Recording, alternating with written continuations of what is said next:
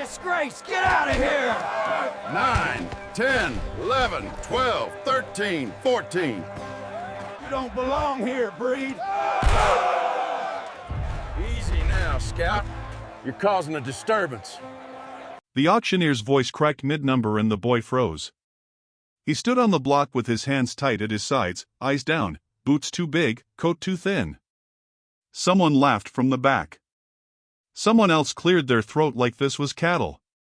The gavel hovered in the auctioneer's hand, shaking just enough to show he wanted it over. The boy did not cry. He stared at the floor like it might open and take him. "How old?" a man called out. "Old enough," the auctioneer said, "too fast." Another voice came sharp.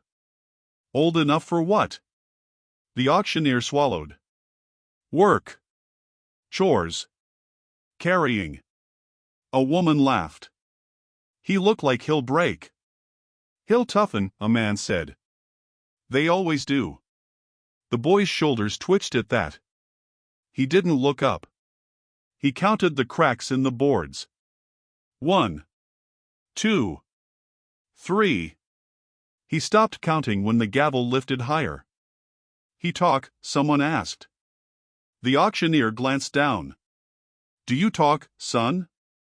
The boy's mouth opened. Nothing came out.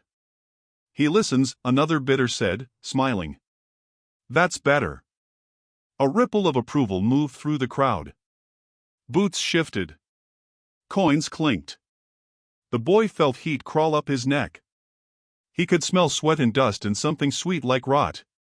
The auctioneer started again, calling numbers like they were prayers.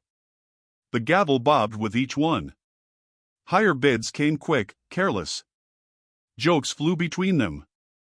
"Throw him in with the plow." "Teach him manners."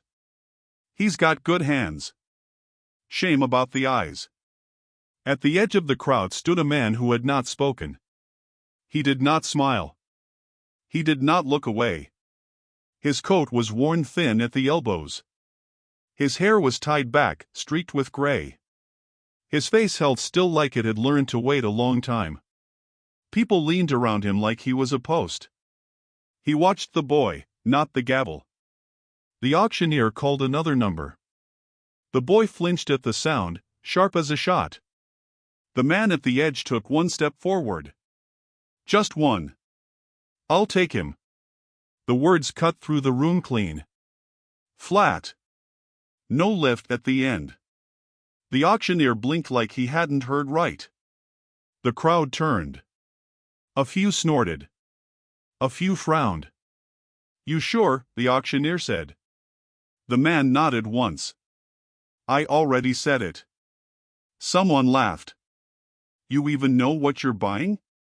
The man didn't look at them. "I know." The auctioneer hesitated. His eyes flicked to the sheriff leaning against the wall. The sheriff's badge caught the light. He chewed on nothing, slow. He said nothing. The auctioneer cleared his throat again. "You got coin?" the auctioneer asked. The man reached into his coat. The sound of metal followed. He set the money down on the table. He didn't count it. He didn't need to. The auctioneer glanced at it, then back at the sheriff. Still nothing. "Well," the auctioneer said, voice thin. "I suppose that's that." The gavel fell. The crack echoed harder than before. The boy jumped. His breath hitched. He waited for a hand to shove him, a rope to tug. It didn't come. The man stepped up to the block. He held out his hand, open. "Come on," he said. The boy stared at it. The room pressed in. Someone muttered. Someone spat. The boy slid his hand into the man's grip. It was firm, warm. Not pulling. Just there. The man waited. The boy took a step. Then another. The crowd parted without sound. The sheriff watched them pass. The boy did not look back. The man did not let go. Their hands stayed joined as they stepped into the cold outside.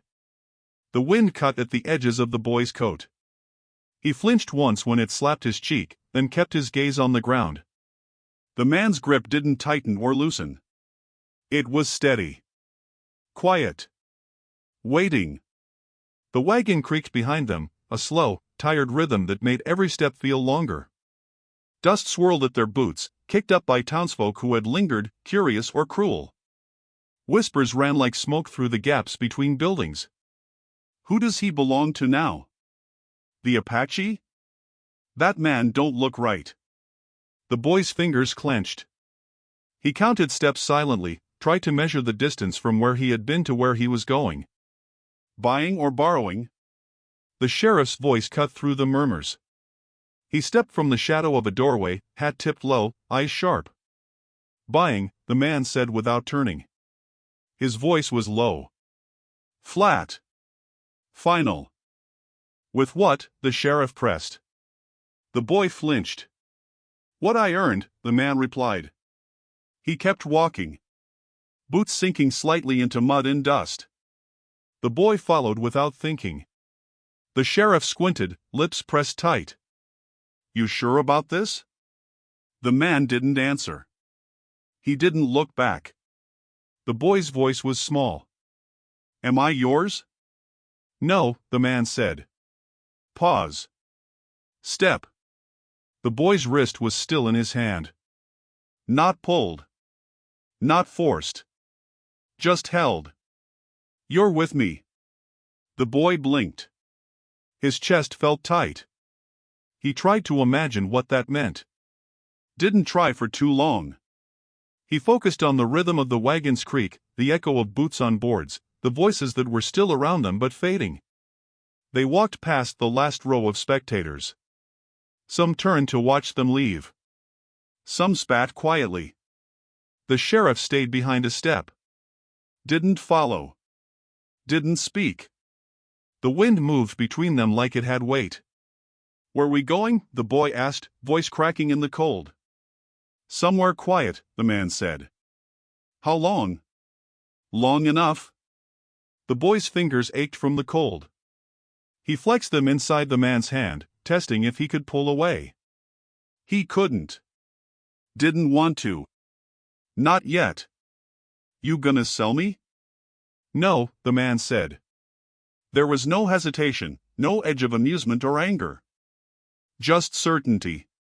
He shifted his grip once. I don't sell people. The boy's lips pressed together. He studied the road ahead, imagining it stretched endlessly. Snow was starting, tiny at first, dusting the tips of rooftops, catching in eyelashes. The wind made him shiver deeper. The man didn't notice. He only walked, steady, holding the boy's hand like a promise. They passed the last building. The town behind them grew smaller. Windows darkened. The murmur of voices dimmed to nothing. Only the wagon and the creak of horse hooves remained. Only the boy and the man, and the slow, steady rhythm that somehow said they would get through this together. Not safe. Not home. But moving. And that was enough. The cold hit harder then. Snow swirled into their coats and hair. The boy's teeth chattered. The man adjusted his step, shielded him from gusts where he could. The boy didn't ask why. He didn't need to. The hand around his wrist was answer enough. They were leaving. They were together. That was new. That was strange. That was hope. They entered the cramped office without knocking. The door creaked, hinges stiff from neglect. The stove barely warmed the room. Smoke curled lazily from the chimney, but the fire was more suggestion than heat. The boy shivered, rubbing his arms. The man didn't speak. He led him to the nearest chair, set him down without a word. The boy's eyes darted to the ledgers stacked on the desk, paper yellowed with age, corners curled and brittle. Ink stains marked where mistakes had been crossed, corrected, ignored. The clerk, a thin man with spectacles sliding down his nose, shifted in his chair. The sheriff lingered in the corner, arms crossed, silent. Name, the clerk asked, tapping a pen against the desk. He don't have one here, the man said, voice low. Controlled. The sheriff's eyes narrowed. Everybody's got a name. Not ones you sell, the man said. His jaw set, fingers tightening on the boy's shoulder briefly, then letting go. The boy flinched at the touch. He didn't speak. He watched the ink stains, tried to count them, found he couldn't. The clerk hesitated, pen hovering above paper. You think this paper makes it right? The sheriff asked, stepping forward. No, the man said. But it makes it harder to undo. The clerk's pen scratched across the page. Numbers, names, marks. Ownership written in a language meant to trap, meant to claim. The boy's stomach twisted. He understood more than the clerk realized. Paper couldn't undo what had been done. Paper could only whisper promises that meant nothing in the cold. You served before, the sheriff said, voice low now, sharp enough to cut. Scout. Apache. You know the laws, know the ways. You think paper changes the world? I know the world doesn't care, the man said. His eyes flicked to the boy. But ink makes it more difficult for them to take what isn't theirs now. The boy leaned forward, curious despite himself. Did you do this before? He asked, voice small. The man's lips tightened. Once, he said. And it failed. His gaze moved to the window. Snow had begun again, drifting in from outside. I don't fail this time. The clerk wrote slowly, deliberately, pen dragging across the paper like a blade. Each mark sounded louder than it should, echoing in the small room. The boy flinched every time. The man noticed. He didn't move to comfort. Didn't speak. Just waited. The sheriff stepped closer, boots creaking. You think this makes it easier for him? I think it keeps them from taking him again, the man said. If they come, they'll have to answer for it. The boy's eyes widened. They'll come? They might, the man said. But you'll be ready.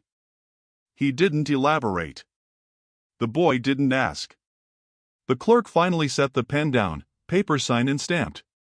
The smell of ink lingered, thick and permanent. The boy flinched at the sound of the pen tapping the desk as it rested. The man didn't look at him.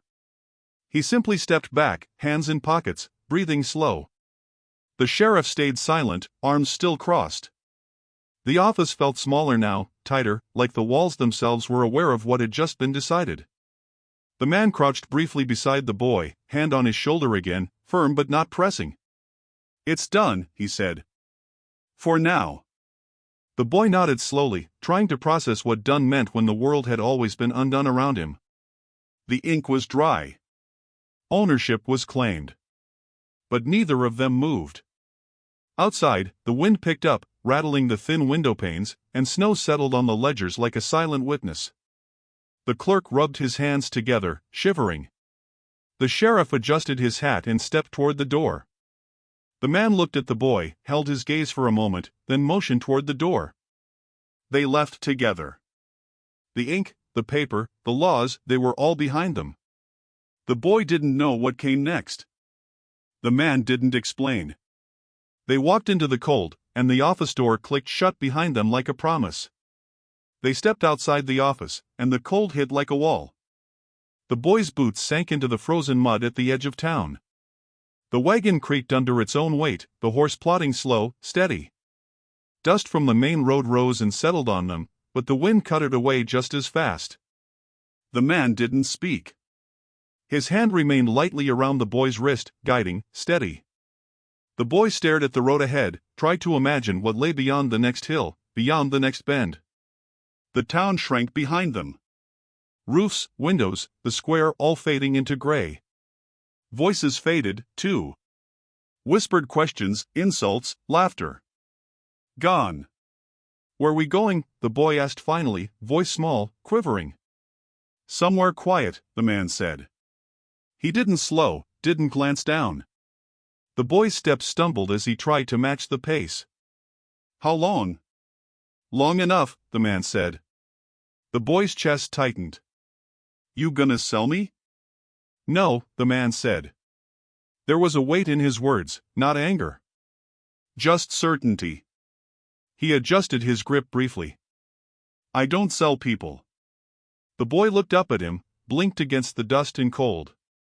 He tried to imagine what it would be like not to be sold, not to be counted like a thing. The man's eyes were steady ahead, watching the road. Not a word more. The boy followed. The sheriff's voice rang out suddenly from the edge of the road. You sure about this? The man didn't turn. Yes. The sheriff stepped closer, boots crunching. You think you can keep him safe? The man said nothing. The horse shuffled, hooves grinding into frozen dirt. Dust rose and fell. The boy shivered. He wanted to ask questions but didn't. He wanted to pull away but didn't. He wanted something he didn't know the name of yet. Snow began to fall lightly, dusting the wagon and the boy's hair.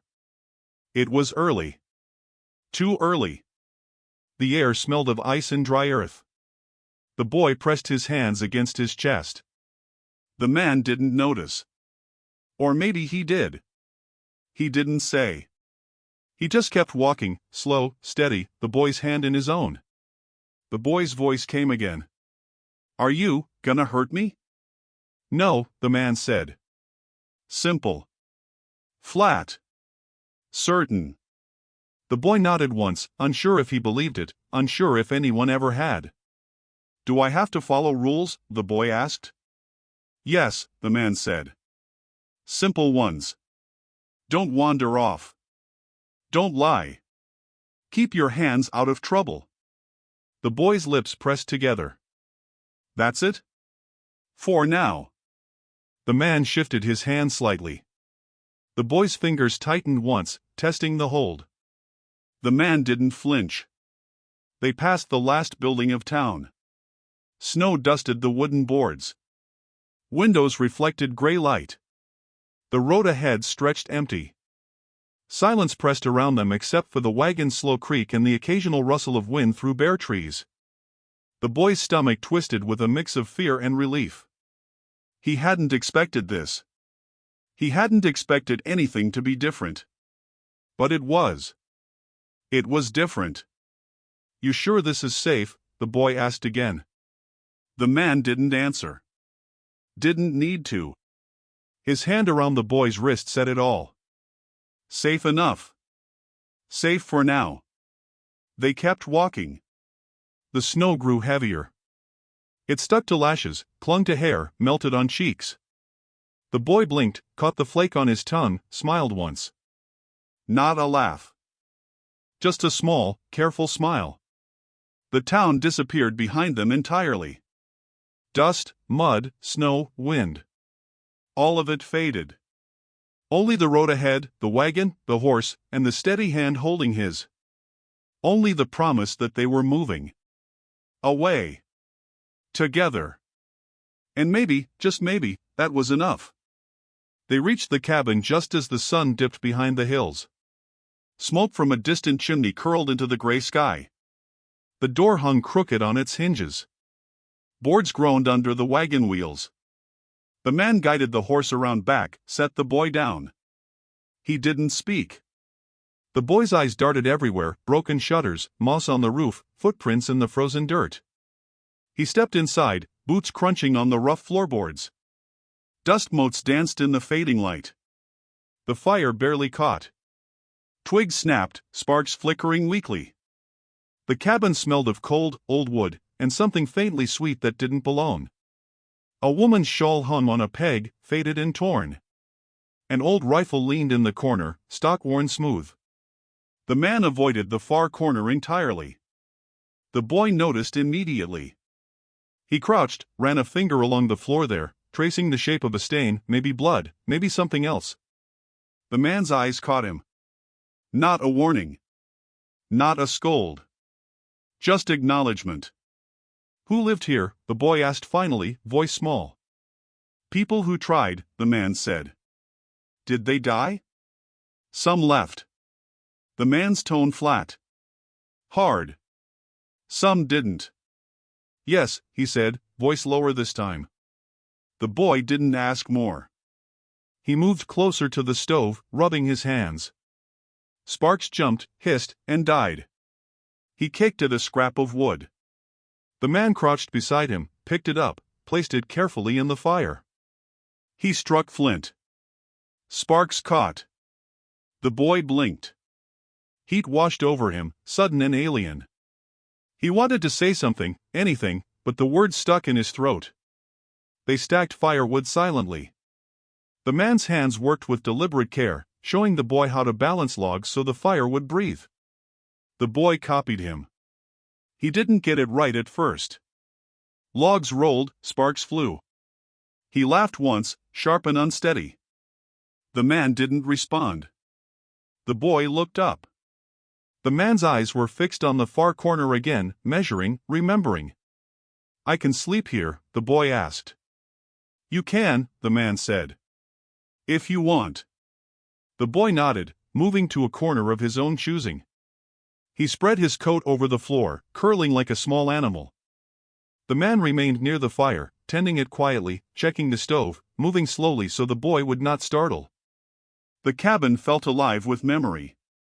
Every creak and groan, every shadow in the corner, spoke of people who had come and gone, of things done, of promises broken. The boy's eyes wandered to the shawl again. He lifted it, smelled it. The man didn't stop him. He didn't intervene. He only watched. The boy put it down carefully. Heat from the fire pressed against his face. The wind rattled the shutters outside. Silence settled heavy around them. The fire flickered, throwing long shadows that seemed to stretch, pulse, watch. The boy shivered. Not from cold. From something else he couldn't name. The man finally spoke. "Rest now. We start early." The boy nodded. He lay down, coat under his head, eyes on the ceiling. The fire snapped, louder than expected, and he flinched. The man adjusted a log, the sound softer now. The boy closed his eyes, listening to the wind, the fire, the cabin. Every sound felt weighted, old, remembering. He wondered what it remembered. He wondered if it remembered him. The man moved to the far corner briefly, checking the shadows, tracing shapes with his eyes. Then he returned near the fire. Heat pressed on his back. He watched the boy, waiting. Neither spoke again. Outside, the wind pressed against the walls. Inside, the cabin held them, its silence heavy, patient, alive. The fire finally roared to life, too loud in the quiet. The boy closed his eyes and let it fill the room, letting it fill the space where fear had always lived. The fire crackled, tiny sparks floating up into the dark cabin. The boy sat close, knees drawn to his chest, hands brushing the worn floorboards. The man leaned against the wall, back straight, eyes on the flames. He took a piece of bread from his coat and tossed it to the boy. The boy caught it awkwardly, tore it in half, chewed slowly. He glanced up once. The man didn't speak. He didn't need to. The warmth said enough. The silence said more. "You hungry?" the man asked finally. "Always," the boy said, voice thin. He bit harder, eyes flicking to the fire, to the stove, to the shadows. He didn't meet the man's gaze. "Name?" the man asked next, flat. Not a question, but a bridge. The boy swallowed. "Eli," he said, almost a whisper, almost a mistake. The word trembled between them. "I'm called Thomas," the man said. He didn't offer a first name. Didn't expect the boy to.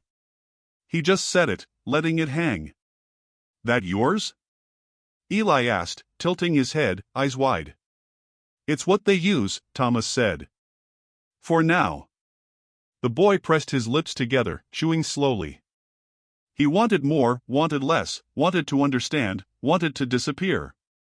The wind rattled the shutters, shaking the cabin with a dry, urgent noise. He flinched. Thomas didn't move. Didn't speak. Only let it pass. "You ever have a name they didn't take?" Eli asked, after a pause. Thomas looked into the fire, sparks catching in his dark eyes. "Once," he said. A long time ago. He didn't elaborate. The boy didn't ask. The room felt heavy, full of memory that didn't belong to them, but pressed anyway. The snow outside was deeper now, drifting against the door, piling at the steps. Thomas moved quietly to the corner, stacked a few more sticks on the fire, let the heat stretch across the floorboards. Eli's fingers flexed, tested warmth, caught a flake of snow that had blown in. He licked it quickly. "You cold?" Thomas asked. "No," Eli said, but his teeth chattered once. He hid it under his coat. Thomas crouched near him, eyes steady. "Eat slow," he said. "It helps. Gives you time to think?" Eli nodded, small, careful. "I like you," he said eventually. Thomas didn't respond immediately. He only watched the fire, letting it reflect in his eyes. "I know," he said finally. "And I like you too." The wind rattled the door again. The sound made the cabin groan. Eli flinched, pressed closer to the fire. Thomas's hand hovered near him for a brief moment, didn't touch. He didn't need to. The presence was enough. The boy understood that, vaguely. The shadows shifted, strange shapes in corners, like the walls themselves remembered something too heavy to speak. The fire snapped. Sparks flew. Eli ducked instinctively. Thomas adjusted the logs. Silence fell again, thick. "You'll have a name soon," Thomas said, voice low. "A name you choose." "Not they." Eli swallowed. "Promise?" Thomas nodded once. "I promise." The boy pressed his hands to his knees, staring into the fire. Heat pressed against his face. Snow scraped against the cabin, wind shaking the thin boards. Outside, the night was white and dark. Inside, the fire pulsed, the cabin breathing. Eli's eyes drooped. Thomas watched him, steady. Not asleep yet. Not safe completely. But present. Waiting. The boy finally whispered, "Thank you." Thomas only nodded. "Don't thank me yet. We have a long way to go." Eli closed his eyes. Let the warmth sink into him. The cabin remembered everything. He felt it pressing against him, pressing through him. Names unspoken. Names taken. Names left behind.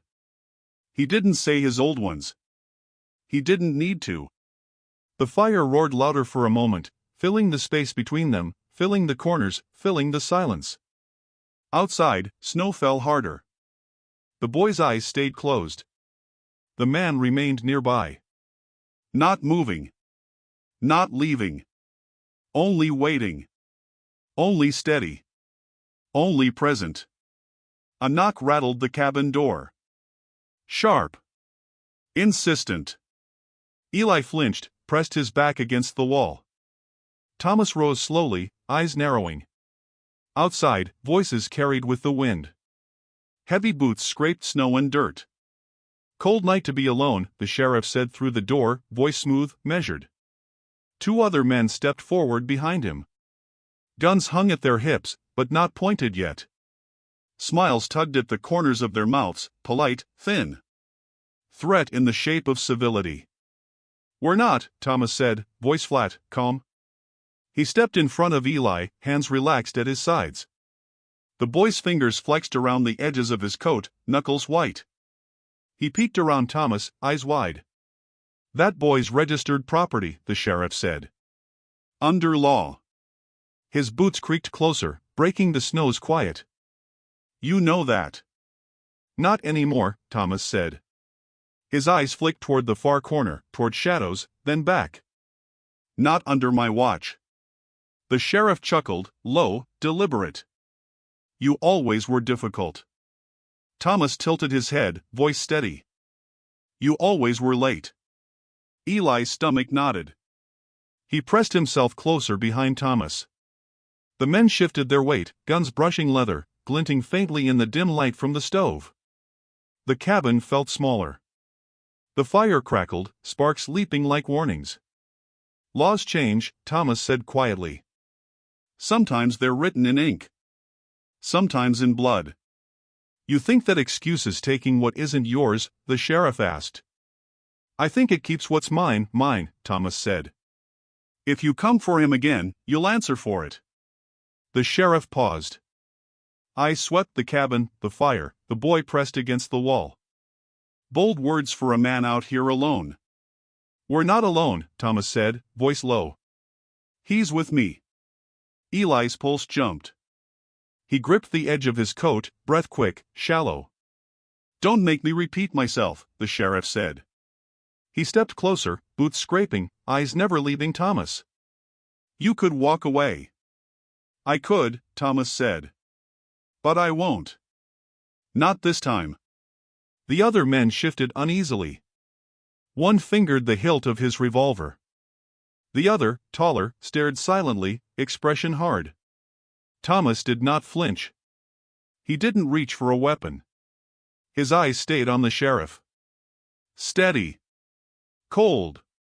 You know this won't end well, the sheriff said finally. For any of us. Thomas tilted his head. I know. That's why I'm ready. The men stayed for a moment longer. Threat hung in the air like smoke, thick and tangible. Eli held his breath. The wind rattled the shutters again, small sticks scraping boards. Thomas's hand brushed briefly against the boy's shoulder, not a touch to calm, just a mark, a reminder. Eli's fingers relaxed just enough to remember he wasn't entirely alone. Fine, the sheriff said. We'll be back. His tone promised more than a return. More than words. Count Winters, scout. Thomas didn't respond. The sheriff and his men turned, boots scraping snow, leaving behind the tension, the quiet, the smell of smoke and old wood. They melted into the gray light outside. The cabin exhaled with the absence of voices. Eli sank to the floor, knees drawn to chest, shivering. You okay? Thomas asked. His voice wasn't soft, wasn't harsh. Just real. Eli nodded, small, careful. I think so. Thomas crouched near the fire, adding another log. Sparks danced across the walls. They'll try again, he said. If they come, you'll know. You'll be ready. Eli didn't speak. He just pressed his hands to the warm floor, letting it seep into his fingers. The fear hadn't left. It wouldn't. But neither had the steady weight beside him. Thomas's presence was solid. Unmoving. A shield without needing to raise a hand. Outside, the wind pressed at the cabin. Snow drifted higher against the door. The cabin groaned, boards creaking. Inside, the fire pulsed, the shadows moving across the walls. Thomas fed the flames, eye on Eli, silent. The boy's chest rose and fell, slower now, steadier. They sat together, two figures in the small cabin, listening to the winter pressing outside. Neither spoke much after that. The night stretched, heavy and still. Threat had passed, for now, but it had left a mark. They both knew it. The wind whispered through the cracks.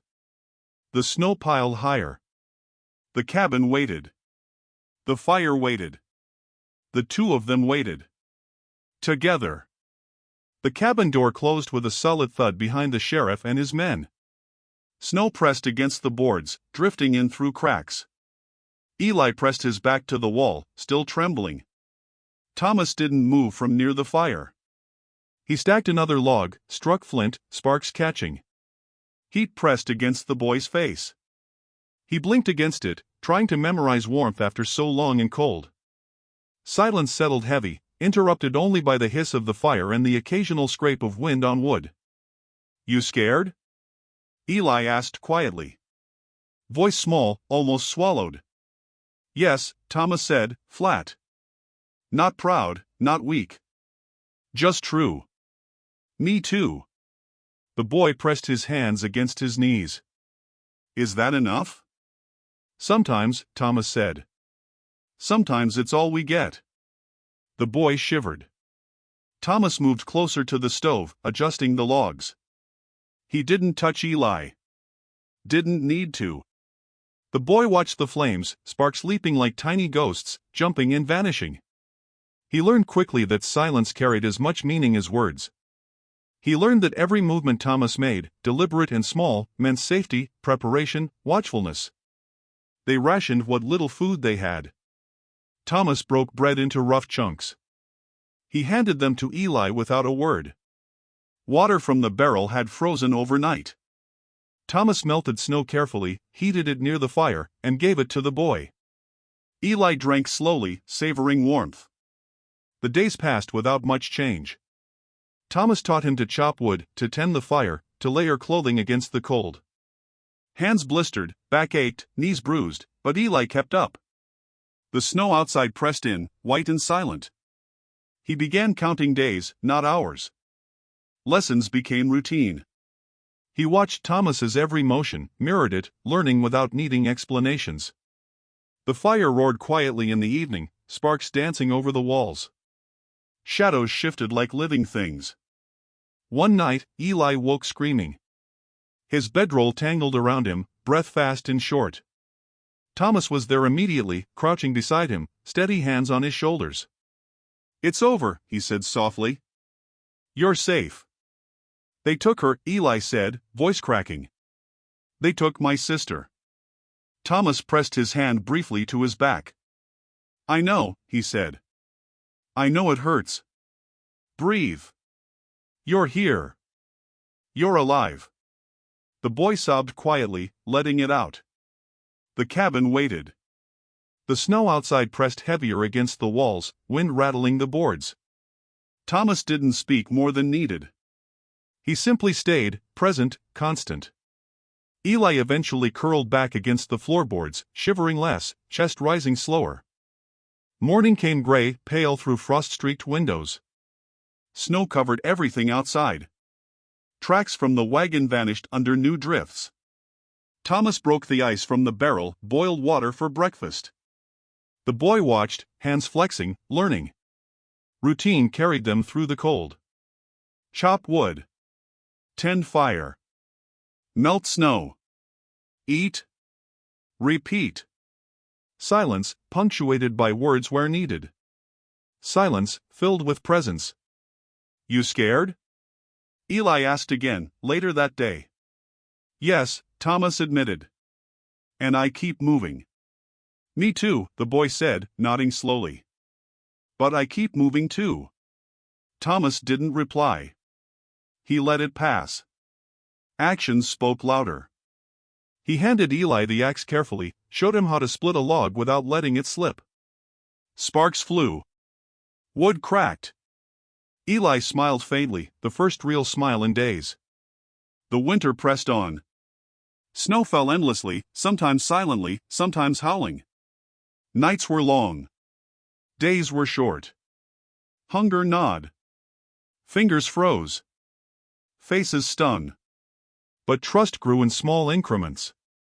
Eli learned that Thomas never left his side, never let him face danger alone. He learned the rhythm of survival, the quiet rules of this new life. Trauma lingered, rising in dreams, nightmares, in sudden flinches. Thomas met it without words, without explanations, only steady presence. At night, Eli curled near the fire again. "You scared?" he whispered, voice half asleep. "Yes," Thomas said, quietly, "but we move anyway." Eli closed his eyes, letting that settle in. The wind rattled the cabin door. Snow pressed heavier. The fire roared. Shadows moved along the walls. Heat pressed into frozen bones. Silence waited. Steady. Patient. Present. They would survive. They would endure. Together. Eli woke with a start, shivering, eyes wide. The fire had burned low. Shadows stretched across the cabin walls, twisting shapes he didn't want to name. Thomas was beside him in a moment, crouching, steady. Hands on shoulders, firm but not pressing. "It's okay," Thomas said quietly. "You're awake." "They took her," Eli whispered. "Before me. My sister. They just took her." His voice cracked. The words hung, sharp, heavy in the dim cabin. "I know," Thomas said. "I'm sorry. I can't fix that." Eli flinched at the words. "You didn't do it," he said, small, urgent. "You didn't let them?" Thomas's eyes dropped to the fire, sparks dancing across his dark face. "I let things happen once," he admitted, voice low. "I didn't stop them." The boy's hands clenched the edge of his coat. "Did you try?" "No," Thomas said. "Not then." "I'm trying now." He didn't elaborate. He didn't need to. The meaning pressed between them stronger than any words. Eli looked down at the floorboards. Silence pressed around them. The fire popped once, loud, making both of them flinch. Thomas added a log. Sparks leapt, illuminating the boy's pale face, eyes wide, still haunted. "I don't know how to," Eli's voice faltered. "How to not be afraid." "You don't stop," Thomas said simply. "You move. You learn. You survive. That's all anyone can do." Eli's fingers flexed around the fire-warmed floor. "And it helps?" "Sometimes," Thomas said. "Sometimes enough." He looked up. "It will. If you let it." They sat in silence, listening to the wind rattling the shutters, snow piling heavier against the door. Outside, the world was white and unbroken. Inside, the cabin held them, walls whispering memory, shadows shifting, watching. Eli's stomach twisted. He pressed his forehead to his knees. "Do you think they'll come for me?" "Maybe," Thomas said. "But they'll find me first." The boy swallowed, shivering again, hands gripping the edges of his coat. "Promise?" Thomas's eyes met his. "I promise." Eli let his head fall back against the floor. "I wish I could stop seeing it," he whispered. "Seeing them take her." Thomas's hand brushed briefly across his back. "You can't undo what's been done," he said. "But you can stop it from happening again. That's what matters now." Eli closed his eyes, letting the words settle. The past pressed heavy. The auction, the streets, the loss, they all lingered. Thomas stayed beside him, still, present, silent except for the low crackle of the fire. The boy's breathing slowed, the tight coil in his stomach loosening fractionally. "I don't want to forget her," Eli said finally, voice almost a whisper. "You won't," Thomas said. "Memory doesn't leave that easily. But it won't control you. Not if you don't let it." The fire snapped, sparks flying into the dark. Eli flinched, pressed closer to Thomas. "I don't think I can do it," he admitted. "Not alone." "You're not," Thomas said. "Not now. Not ever while I'm here." Eli's shoulders sagged. "I think I understand," he said, small. "A little." Thomas didn't reply. He only watched the boy, letting him speak, letting him unravel and settle again. The wind rattled the cabin door, pressed against the boards. Snow drifted higher, piling in corners, hiding the world outside. Eli pressed his hands to the fire-warmed floor. He blinked at the flames, sparks dancing across walls. "We'll survive?" he asked, voice quieter than before. Thomas met his gaze steadily. "We'll survive," he said. "Together." The boy nodded, tiny, careful, letting the words anchor him. He pressed his forehead against the floor again, letting the heat seep into frozen bones, letting the shadows and fire remind him he was alive, that someone stayed with him, that someone waited. That was enough for now. Outside, the snow kept falling. Inside, the cabin breathed, watched, waited. And they sat, two figures in the dim light, beginning to hold the weight of what was taken and knowing that the future was theirs to protect.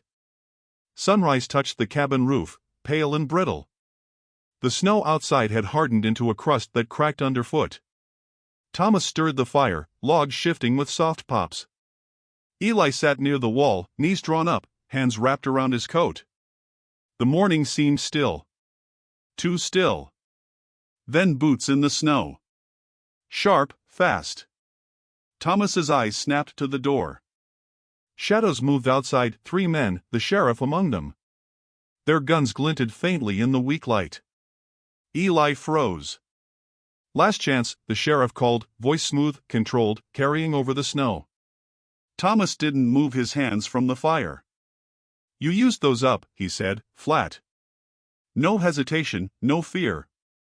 Only certainty. Eli's chest tightened. "Don't touch him," he said suddenly, voice small but sharp. The sheriff's eyes flicked to the boy. "Boy, stay back." "No," Eli said. "I won't." The men stepped closer, boots crunching in rhythm with the snow. Thomas stood slowly, eyes steady, body relaxed but ready. Eli mirrored him, hands flexing. Fear roared through him, but he stayed. Thomas's presence anchored him. "Move, Scout," the sheriff said.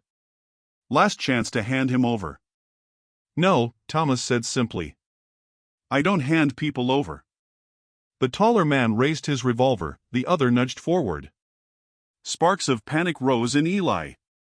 He watched Thomas, watched the rhythm of his breathing, the way his hands moved over the logs as if preparing, anticipating. Then the first shot rang. Wood splintered. Sparks from the fire leapt higher. Eli screamed, ducked low. Thomas moved between him and the doorway, steady, calculating. The second shot cracked, embedding in the far wall. Smoke hissed, fire sputtering. "Eli, stay low," Thomas barked, voice urgent. "Move." The boy didn't hesitate. He dove behind the stove, eyes wide, hands pressed to the floor. Thomas pivoted, taking cover, returning fire with precise, controlled movements. The cabin shook as bullets struck wood, shattering parts of the wall, scattering ash and embers. Sparks danced across shadows, light flickering violently. Eli's chest heaved. "I can't." "Yes, you can," Thomas said. "Now." He grabbed the boy's wrist, pulled him behind a broken chair.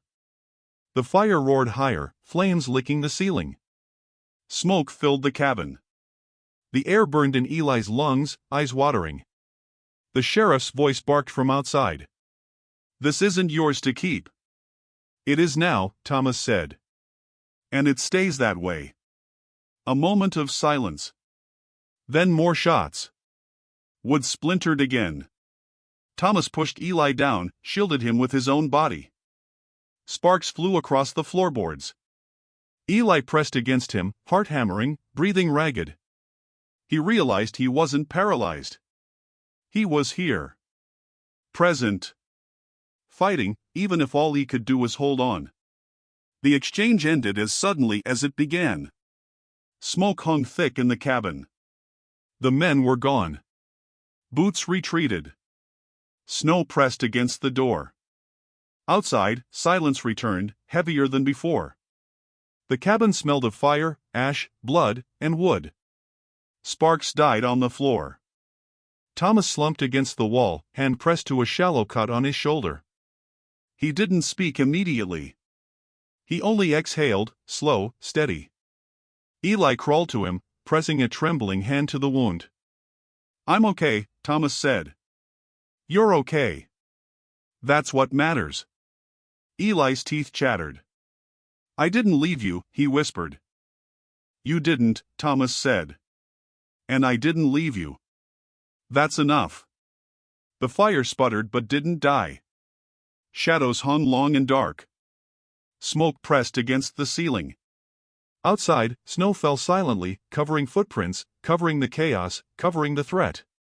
Inside, 2 figures sat in heat and haze, breathing, alive. Not safe completely. Not victorious. But present. Together. Eli pressed against Thomas, small, careful. "We survived." "Yes," Thomas said quietly. "For now." Silence returned. The cabin groaned with settling wood. The wind whispered outside. Snow drifted higher. The fire hissed. They stayed like that, 2 figures in a smoky, scarred space, knowing what had come and what they had endured. And for the first time in a long while, the cabin felt less like a trap and more like a place where survival meant something. where survival meant them. Smoke curled lazily from the blackened cabin. The wind pressed against the walls, but the storm had passed. Snow lay thick outside, heavy and quiet, hiding tracks, hiding scars. Thomas leaned against the doorway, shoulder pressed to splintered wood. His coat was singed at the edges. His hands were raw, cut, but steady. He exhaled slowly, watching the pale light stretch across the snow. Eli sat near the fire, knees drawn to his chest, eyes wide. The warmth pressed against his face, but the memory of shots, of smoke, of fire, of fear, lingered. He flexed his fingers slowly, testing movement. "You leaving me?" he asked quietly, voice small, uncertain. "No," Thomas said. "Flat. Certain. I stayed through winter. I'm not leaving now." Eli blinked. "You sure?" "I'm sure," Thomas said. "No one stays alone in the snow if I can help it." The boy pressed his hands to the floor, warming them, letting the heat creep into his frozen bones. The cabin groaned softly around them, boards settling, fire crackling, snow drifting against windows. It smelled of wood smoke and ash and something faintly sweet, remnants of life and loss and survival. Eli's eyes traced the walls, the blackened corners, the broken furniture. Everything carried memory, carried weight. Yet he could breathe here. Could exist here. Could survive here. "Then I'll stay too," Eli said, voice firmer now. "I'll stay with you." Thomas nodded once, eyes softening just enough to be felt, not seen. "Good." They moved slowly among the ruins. Thomas fed the fire, rearranged logs, checked the walls. Eli followed, careful, watching. He didn't speak much. Words weren't necessary. Actions, presence, warmth, these were enough. They stacked what remained of the firewood. Snow drifted in through broken corners. They cleared it together. Small gestures. Tiny victories. Outside, the world remained white and quiet. Tracks from the confrontation were gone, buried beneath fresh snow. But the cabin, though scarred, still stood. Walls singed, doors crooked, windows broken, yet it held warmth, held life, held them. The snow around it glistened, untouched except for their footprints. The blackened wood seemed less like destruction and more like a shield, a testament to endurance. Eli knelt near the fire, tracing the pattern of charred boards with his fingers. "We survived it all," he said softly, almost to himself. "We're still here." "Yes," Thomas said. "And we'll keep being here.